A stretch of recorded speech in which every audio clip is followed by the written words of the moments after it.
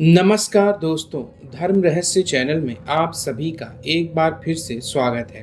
सबसे पहले तो आप सभी लोगों को हमारे धर्म रहस्य ट्रस्ट में शामिल होने के लिए आप सभी का धन्यवाद। अब हम माता के संबंधित अन्य कार्यों को अवश्य ही आगे कर पाएंगे। तो अब हम लोग जानते हैं इस पत्र के माध्यम से आगे की घटना के विषय में। तो जैसे कि पिछली बार अप्सरा साधना और मेरी सच्ची प्रेम कहानी के पहले भाग में हमने जाना कि एक व्यक्ति साधना करने के पश्चात उसे उसके जीवन में एक कन्या की प्राप्ति होती है और उसके बाद उससे उसकी मित्रता संबंध में आगे क्या घटित हुआ, जाइए पढ़ते हैं इनके पत्र को और जानते हैं।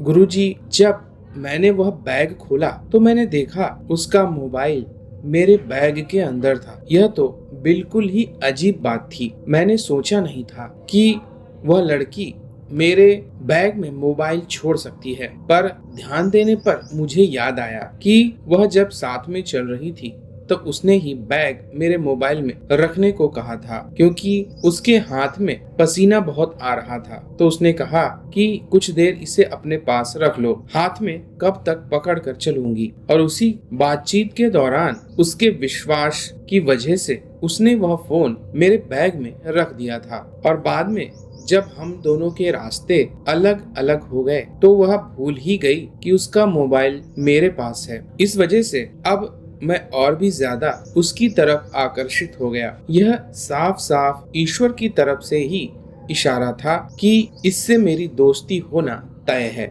इसीलिए मैंने उसके मोबाइल को देखा, लेकिन समस्या आ ही गई। वह मेरे पास थी लेकिन मैं उससे दूर था। कारण यह था कि मोबाइल स्क्रीन लॉक था और इसे मैं नहीं जानता कैसे खोला जाएगा, और अगर मैं इसे नहीं खोल पाया तो भला उसे उसका मोबाइल वापस कैसे करूंगा, क्योंकि उसके अंदर ही तो नंबर वगैरह होंगे। अब मैंने अपना सर पकड़ लिया।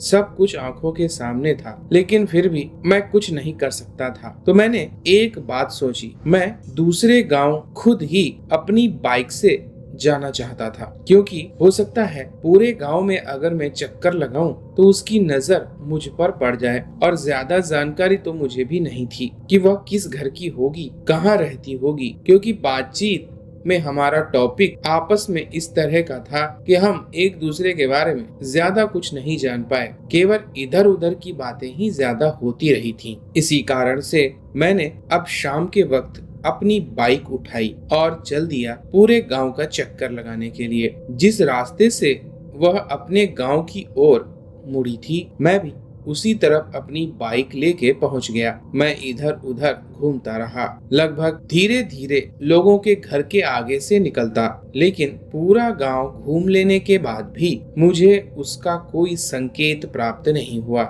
इतनी बड़ी विडंबना थी कि जिसे मैं पसंद कर रहा था मैं उस तक नहीं पहुंच पा रहा था। इधर वह भी शायद परेशान होगी, क्योंकि उसका तो मोबाइल ही मेरे पास रह गया था। लेकिन सब्र आखिरकार सफलता दिलाता है। जब मैं घर पहुंचा तो मेरी माँ ने कहा, यह किसका मोबाइल है? सुबह से बज रहा है। तब मैंने ध्यान ही नहीं दिया कि मैं तो मोबाइल रखकर ही भूल आया था, और कोई अपने मोबाइल नंबर को कैसे भूल सकता है।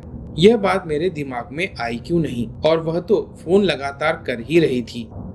लेकिन जब मैंने देखा तब तक फिर से बहुत देर हो गई, क्योंकि जिस स्थान पर मैंने मोबाइल ऊपर की तरफ रखा था अब तक इतने बार फोन बजा कि धीरे धीरे करके काफी घंटे बीत जाने के बाद वह मोबाइल अब डिस्चार्ज हो चुका था। तो मैंने सोचा फिर से गड़बड़ी हो ही गई, लेकिन चलो एक काम करता हूँ, इसे चार्ज करता हूँ। लेकिन फिर से मुसीबत आ गई। शाम के समय जैसे ही मैंने उसे चार्ज में लगाने के लिए पिन ढूंढी तो पता चला कि उसका मोबाइल में लगने वाली पिन मेरे किसी भी मोबाइल में नहीं लगती है। उसका फोन कुछ अलग तरीके का था। अब मैं क्या करता? तो मैंने अब उस मोबाइल को लेकर एक दुकान के पास जाना ठीक समझा। तो हमारे गांव से कुछ ही दूरी पर एक मोबाइल वाले की दुकान थी और उसके पास मैं मोबाइल लेकर गया। मैंने कहा, इस मोबाइल के लिए चार्जर चाहिए। तब उसने उसे देखा और कहा कि उसके पास नहीं है। ऐसा करो, यह मोबाइल यहीं छोड़ दो, मैं तुम्हें कल सुबह इसे चेक करके इसके लिए चार्जर दे दूंगा। मैंने भी, क्योंकि उस पे विश्वास करता था और उसी के यहाँ से मोबाइल रिचार्ज करवाना और कई सारे मोबाइल संबंधी कार्य हमारे घर के वहीं से होते थे, इसलिए उसकी बात पर विश्वास कर लिया और तब मैंने उसे मोबाइल दे दिया, क्योंकि वैसे भी मेरे पास रहता तो कोई न कोई समस्या ही थी। इस समस्या का हल तो यही व्यक्ति दे सकता था, इसलिए मैंने उसे अपना उस लड़की वाला मोबाइल दे दिया और कहा अगर चार्जिंग हो जाए और कॉल आए तो बताना कि मोबाइल उसी लड़के के पास है जिसके बैग में आपने डाला था। फिर उसने भी बड़ी समझदारी से सारी बातें पूछी। मैं भी सीधा साधा व्यक्ति था, इसलिए सारी बातें उसे बता दी। अगले दिन बड़ी बेसब्री के साथ मैं उसके पास फिर से पहुंचा। तब उसने कहा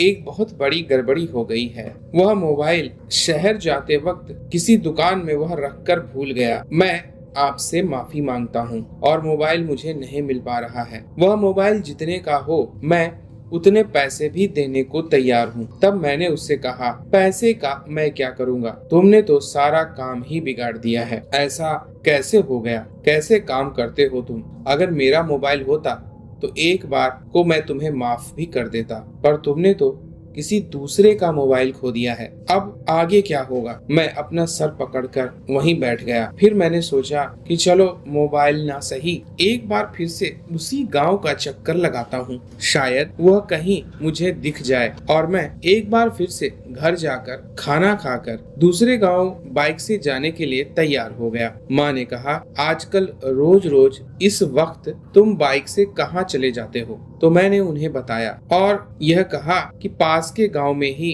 कुछ काम है, इसलिए वहां चला जाता हूँ। तब माँ ने कहा ठीक है, जल्दी आ जाना। तो मैं तुरंत ही अपनी बाइक से फिर निकल गया और मैंने सामने देखा गांव के एक घर के बाहर वह एक फूल को तोड़ रही थी। मेरी खुशी का ठिकाना नहीं रहा।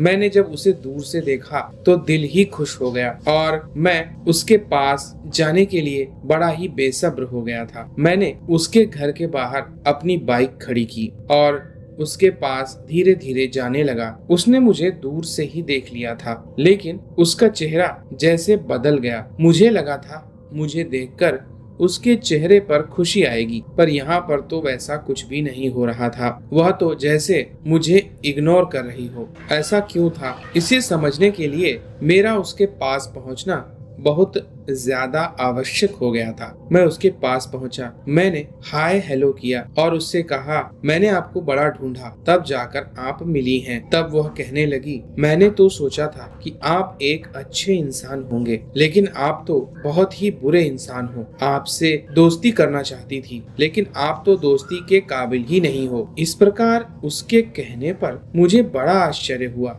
मैंने सोचा यह कैसे हो सकता है? कल तक तो इसका स्वभाव बड़ा ही हंसमुख था। मुझसे क्या गलती हो गई? तब मैंने थोड़ा दिमाग लगाया। मैं समझ गया मैंने इसका मोबाइल इसे वापस नहीं किया है, इसीलिए यह मुझसे गुस्सा है। तब मैंने उससे कहा मैंने आपका मोबाइल खो दिया है, इसलिए मुझे आप माफ कीजिए। वह मोबाइल जितने का हो मैं आपको उतने पैसे भी देने को तैयार हूँ। मेरी गलती की वजह से आपका मोबाइल खो गया है, मैं सच कह रहा हूँ। तब वह कहने लगी मैंने तो सोचा था कि आप एक अच्छे इंसान हो, पर आप तो झूठे भी हो। यह देखो। उसने वही मोबाइल जो मेरे पास था अपने हाथ में दिखाया और गुस्से से आंखें लाल करके कहने लगी कि आप झूठ भी बोलते हैं।